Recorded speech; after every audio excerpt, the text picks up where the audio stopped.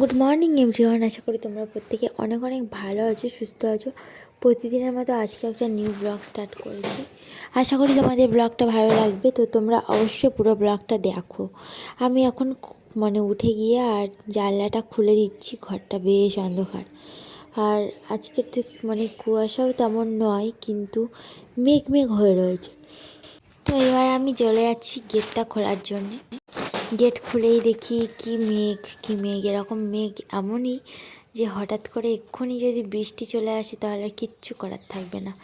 তারপরে এই যে ঘোরাঘুরি করছি বাইরের দিকে, এখনও থালা বাসন ধোয়া হয়নি, অনেক কাজ বাজ রয়েছে। থালা বাসন বলতেও কিছু নেই, কারণ কালকে আমরা রাতেতে দেখেইছো কীর্তনে গেছিলাম। কীর্তনে তো খুব মজা হয়েছে, আর হরিনাম মানেই তো সবারই প্রিয়। আমার তো খুব ভালো লাগে, হরিনাম তো মধুরই নাম। তো তোমরা কে কে হরিনাম শ্রবণ করো কমেন্ট করে জানিও। আর এদিকটাতে পুরো আমের মুকুল ধরে গেছে কাকুদের। তোমরা ব্লগটা দেখতে থাকো, কন্টিনিউ করো। আর আমি এখনও কাজবাজগুলো সারিনি, সেগুলো সেরে নিই। আর সত্যি কথা বলতে গিয়ে আজকে রান্না করছি, এখন দেখো আলু সেদ্ধ ভাত। আর কালকে রাতে তো পুজো বাড়িতে ছিলাম, তাই জন্য কিছু রান্নাবান্না ছিল না। সকাল সকাল ওগুলো সেরে নিচ্ছি। আর বাবার বাড়ি থেকে যে কুলগুলো নিয়ে এসেছিলাম, শুকনো কুল, আচার বানাবো, তো তাই জন্য এগুলো করছি আর কি। তো তোমরা ব্লগটা দেখতে থাকো কন্টিনিউ করে, আর আমি এইসব রান্নাবান্নার দিকটা সেরে নিই আর কি। তো আজকে দুপুরের জন্য দেখো রান্না করছি সয়াবিনের তরকারি, আলু আর টমেটো দিয়ে।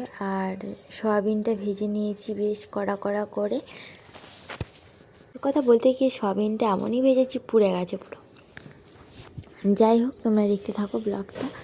আমি ছোট্ট কড়াই রান্না করছি, কারণ আমি একাই খাবো তরকারিটা। আমি আর আমার মেয়ে খাবে, সে মেয়ে তো কতটুকু খায় তাই না, তাই আমার জন্য আমি অল্প করেই বানিয়ে নিচ্ছি। আর এই গামলাতে এখনও টমেটো রয়েছে দেখতে পাচ্ছ, এই টমেটোগুলো চাটনি করব। তো আমার জন্য কিন্তু নয়, ওটা আমার মেয়ের জন্য চাটনি বানাবো। তো তোমরাও জলদি চলে এসো কে কে খেতে ইচ্ছুক। তো চলো ঝটপট রান্নাটা চিনি। বন্ধুরা, রান্নাটা করে নিয়েছি, কেমন লাগছে দেখতে জানাও। এখনও তরকারির ভাপ উঠেই যাচ্ছে। সয়াবিনের ঝোল করেছি গাঢ় করে, আর এখানে বড়িও দিয়েছিলাম বেশ কয়েকটা। আর এখন কিন্তু বিকেল হয়ে গেছে, আর ও দেখো খেতে বসেছে বাটিতে করে চাটনি দিয়ে। ওই চাটনি খুব প্রিয় ওর। আর এটা খেয়ে নিয়ে এখন আমরা একটু বাজারে বের হব, তো তোমরা সাথে থাকো। তো বন্ধুরা, চলে এলাম এখন বাজারে। এটা হলো পিয়ালির বাজার। আর এখানে দেখো কত মুড়ির দোকান, এখান থেকে এক প্যাকেট মুড়ি নিতে হবে। আরও অনেক কিছু সরঞ্জাম নিতে হবে, সেগুলো বাকি রয়েছে। তো এপাশে যাচ্ছি মাছ দেখতে। এটা হলো ভিতরের বাজার, আরেকটা বাইরে বাজার রয়েছে, সেই বাজার থেকেই অটোমেটিক নেওয়া হয়। তো ভাবলাম এই বাজারটা একটু ঘুরে যাই, কেমন কি মাছের রেট আছে বা কী কী মাছ আছে, তাই জন্যই ঝটপট বেরিয়ে পড়ছি।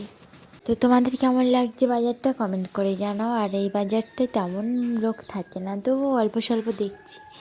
আর এটা ভিতরের দিকে, তো এটাই কিন্তু মেন বাজার। আগে এখানেই বাজার হতো, তারপর বাইরে বাজার হওয়ার পর থেকে সব লোক ট্রেন থেকে নামে আর বাইরে থেকে বাজার করে নিয়ে চলে যায়। যাদের চেনাশোনা দোকান তারাই হয়তো ভিতরের দিকটা আসে। সামনে আমার মেয়ের বাবা যাচ্ছে, দেখতে পাচ্ছ।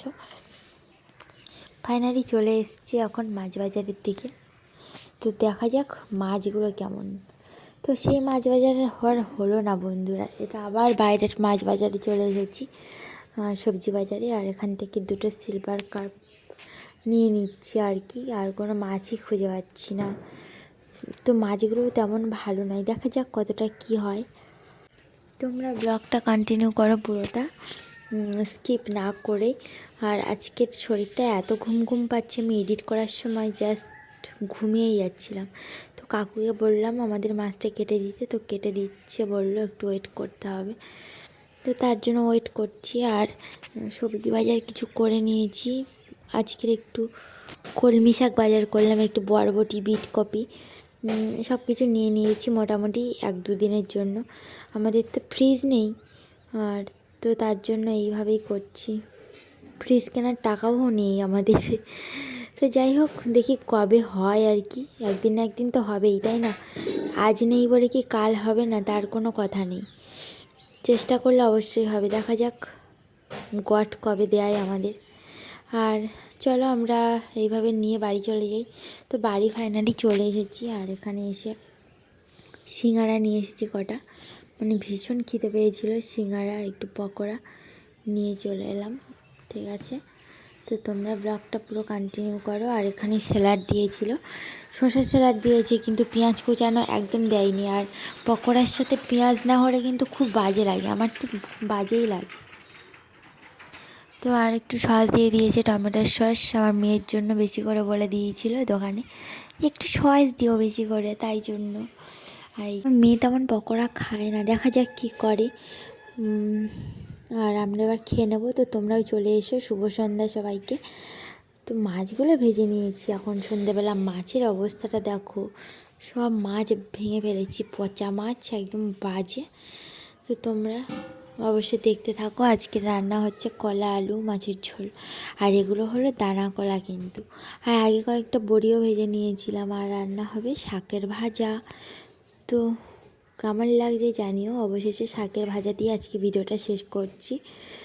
এটা হলো কলমি শাক, বেশি করে পেঁয়াজ দিয়ে নিয়েছি, আর এগুলো ভেজে নেব। সবাইকে গুড নাইট, দেখা হচ্ছে নেক্সট ব্লগে। কেমন লাগলো প্লিজ জানিও, লাইক দিতে একদম ভুলে যাও না।